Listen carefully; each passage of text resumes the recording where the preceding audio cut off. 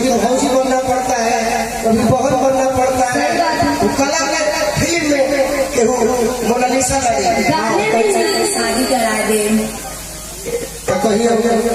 आज तोरो में चैन धइले ना तो कहियो नहीं नहीं रोल करके पड़ता मोनालिसा से।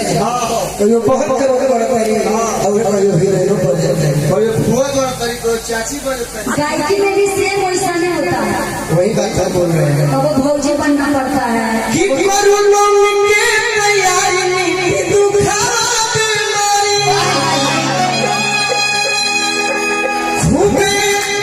देवी जी के पूजा करू खस दिया तबे जी जग मिले जाना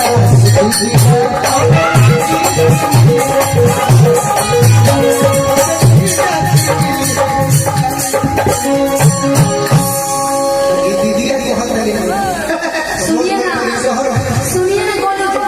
हम भी माई को पहले ही लेटर लिख दीजिए। अच्छा ठीक है। अरे देखो ये जैसे खाता न देवे माई लेटर।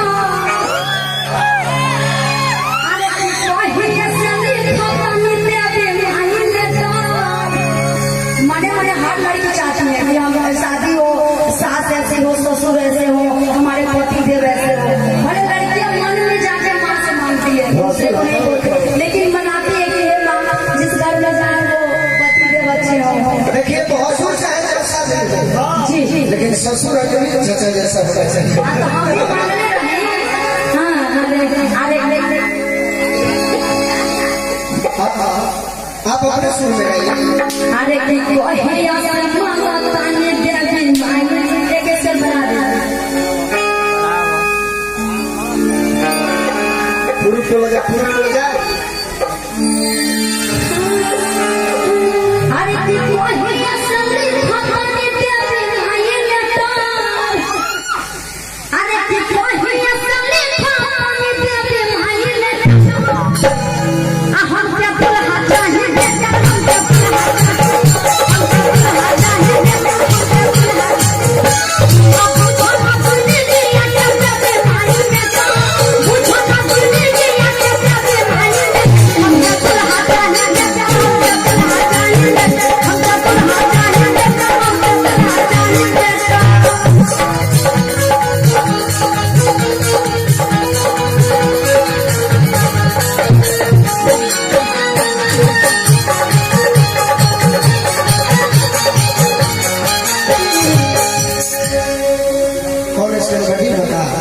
एक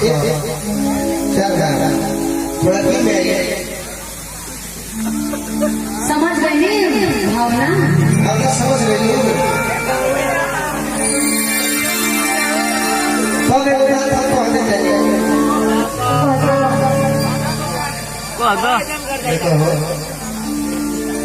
किसु आए और झरेला ये क्या लग रहा है? अच्छा हाय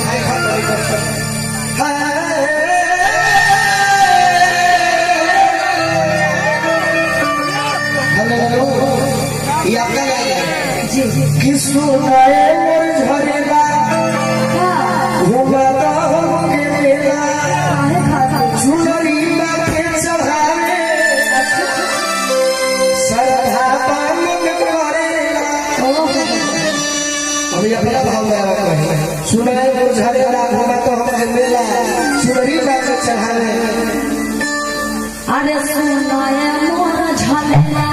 झरेला झरेला अरे सुनाए मोर झरेला घुमाता हम के मेला चुनरी के चढ़ाई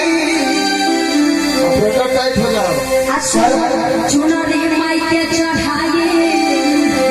श्रद्धा मन करेला श्रद्धा मन करेला। तब हम कह भारत के पंडाल बोल हे विधरिया चलो न पूजे के आए भारत के पंडाल बोल हे विधरिया चलो न पूजे के। अच्छा अंतर के अपन डांस कली हकला अरे नहीं के अरे अपन भाव दिखावा जैसे कि चूल्हा का गाना जल में लागे नहीं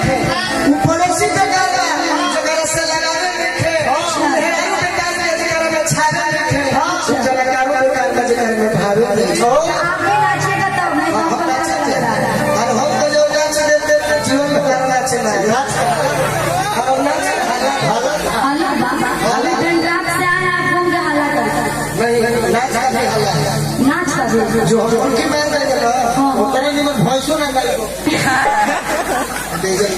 बात है जे भार खतरा पे पड़ गए और खतरा हम लोग भार पीछे चल पीछे की हो अरे क्या डांस है हाँ कि अलग के पंडाल बोल हे वीर भनी अरे वो हमारे भाई लोग के साथ तो है ना देखो ये ने बजवा दे ना ये ने तो और खबर बता ठीक है अरे भाई भाई सब हाथ उठा के एक बार ताली बजा देता प्रेम से बोली सांचे दरबार की देखिए संख्या कम बा जोरदार ताली बजा हमारे संख्या ढेर नहीं खड़ा के हमारे से मिला अरे आप मुर्गी वाला एक बार दिखा दीजिए ना तो हम सुन जाएंगे आप जो डांस के अभी अभी चुनाव है तार होटल को मैं पता नहीं पूरा कम खिला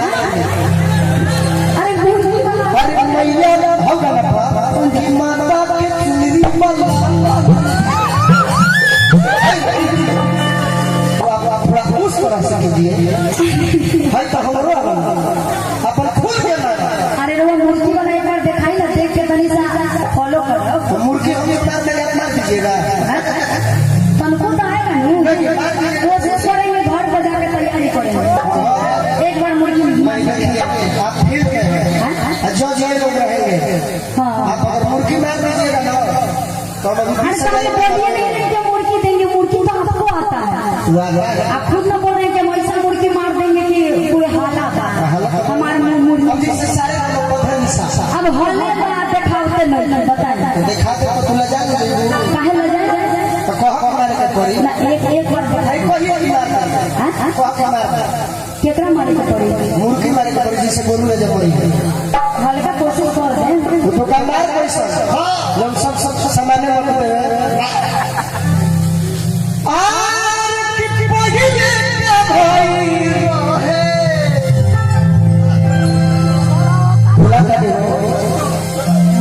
अरे कि चालू वाली लागल का सहारा हो क्या बात है कि आवानी छोरी नहीं अगर देखिए मुर्गी हमारा पहले फकीरों हमारे को कोई चलिए फिर बार कोशिश कभी जाना था हम तो पहले बात है कि हम हालत नहीं थे लेकिन हम कोशिश करा कोशिश में करना था कोशिश कामयाब हो जाएगी कोशिश कामयाब हो जाएगी चलिए ये कौन मुर्गी बाजी दौड़े कस के मरद के मुर्गी है मरद के कह दे कि मऊ के रोक कर मरद को दी ताकि मऊगा के कहे कि मरद के रोक हम करेंगे तो प्राय हाथ सब टूट जाता नहीं बस टूटिएगा तब समझ जाइए अरे हम आपको टूटने देंगे नहीं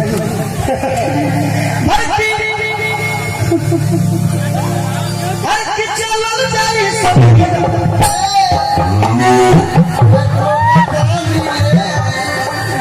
ये तो मुर्गी हो मुर्गी नहीं है झूठ नहीं बोली अच्छा है नहीं भाई गोलू वाला की मुर्गी है हम पोज है कौन सा पोज बोलते हैं एगो निरहुआ जी के फिल्म में देखे थे नहीं हम है मार अच्छा जी समझ में हम समझ ना हमको नहीं आता है अरे कि चाट छोल गई हो जलेबी हो गई चल ना तुझे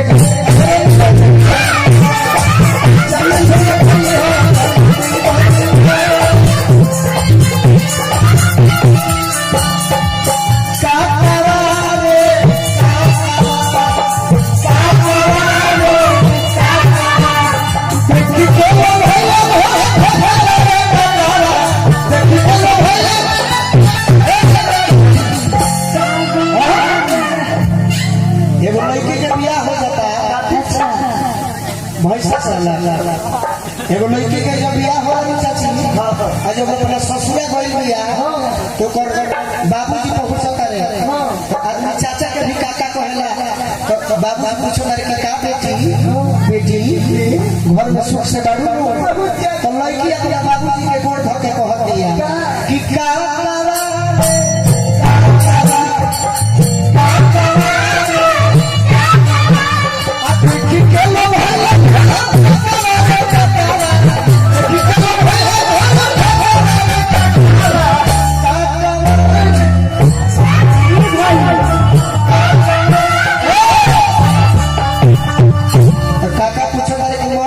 कैसन पड़े तो कहता कि मोर बनील लया धारा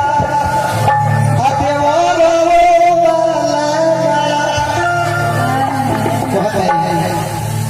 कि मोर बनील लया धारा देवर अब हसुरे के बाद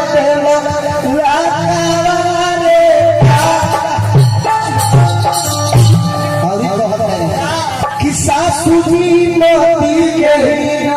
ससुर जी के मोतिया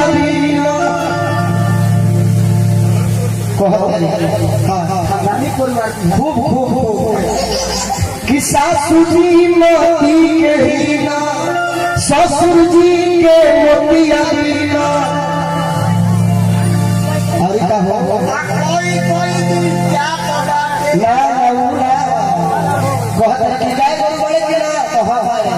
गाय गारू ढेर दान हो मेरे बारे वो हुआ में दूरी चला ना खावा रे